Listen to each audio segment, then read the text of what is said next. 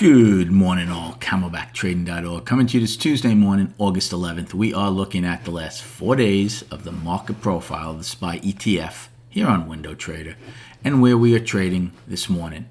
So I want to do things just a little differently this morning. Just want to go over a couple of things and then we'll get a game plan. First off, I said last night's video, if buyers do not start getting more distance away, the weak ones will give up. You'll get a flush out, which would probably make the market healthier, trade a little sideways before going to the all-time high. If, however, they get emboldened, well, then you're going to reach the all-time high prior to that, most likely on poor structure. These gaps every day is poor structure. Now, do I mind them? I don't mind them because eventually, yeah, we're going to get the all-time high. But with that poor structure below should provide a really nice trading opportunity and a quick one at that when it finally does roll over. Remember, the market ebbs and flows, right? It's mostly short-term traders. You look at the 7th. We went up A, B, C, D. Market got too long. Buyers weren't getting what they wanted.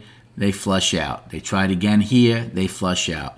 Yesterday, the reverse. We went down. They pushed down. Sellers couldn't get a lot. We go back up. It's the same thing, and that was the key, right? The key is, yes, we were one time framing up for 4 days, but they weren't getting much distance away. Well, this is providing some pretty nice distance, right? So they're not going to give it up, and the all-time highs will probably come sooner rather than later.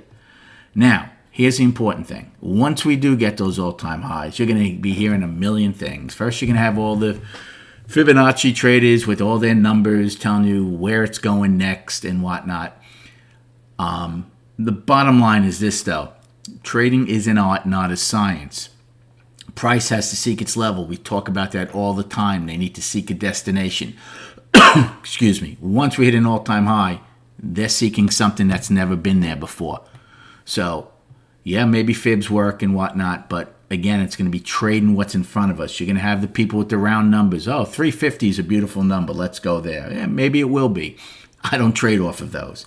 Then, best of all, is you're going to have the analysts who, remember, in January or December, put targets for the beginning of the year.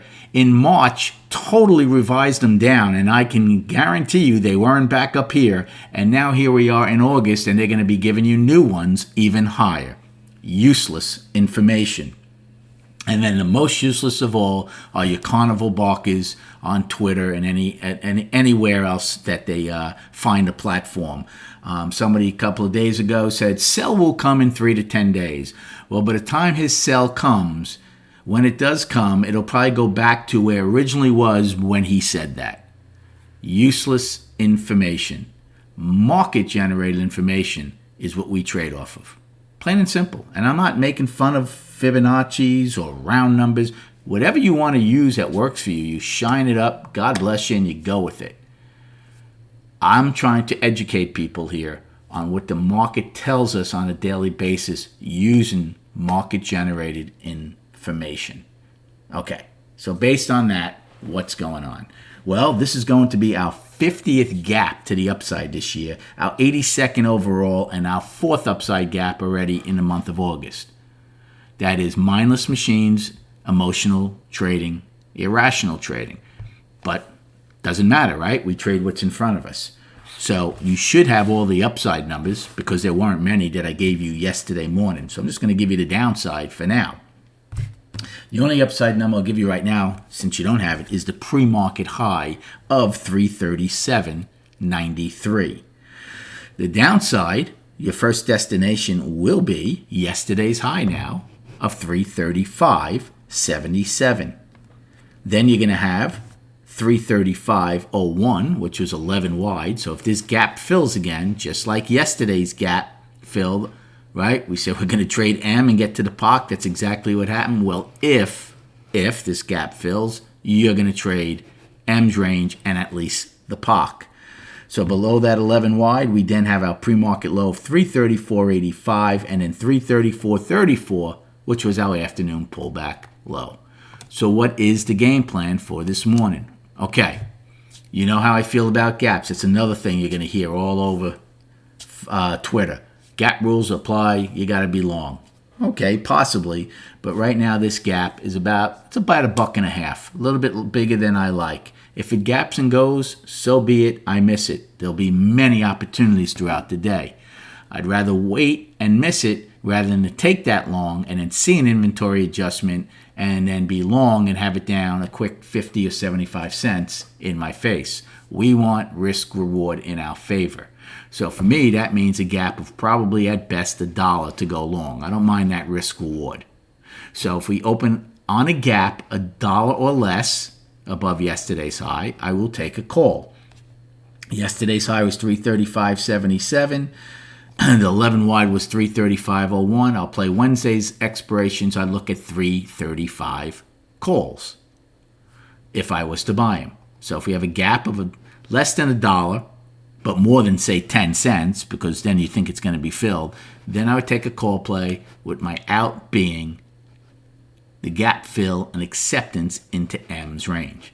There is no put play right here. If we are to gap and go, though, straight up, well, maybe the first time that we get close to the all-time high, which is about almost $2 from here, 339.08, maybe you'd get some kind of selling there the first time. But that would strictly be to see if we get an inventory adjustment against the all-time high rather than the market being bad. Now, again, there's over an hour to go prior to the opening.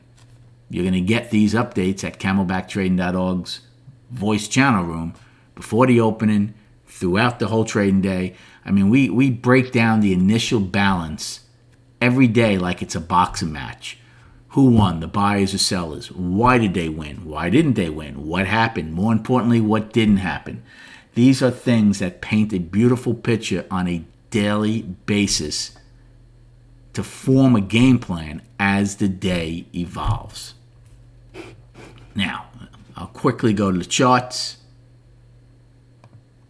In fact, the only chart I'll show you right now is the daily.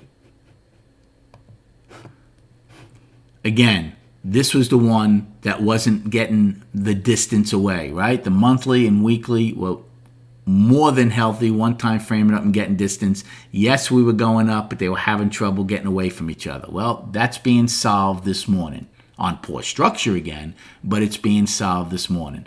So I would expect the all-time high to come sooner rather than later. Like I was saying yesterday, it depended on if this market wanted to trade sideways or take out some weak longs. Good luck trading today. Have a great day, and we will recap at 4 p.m.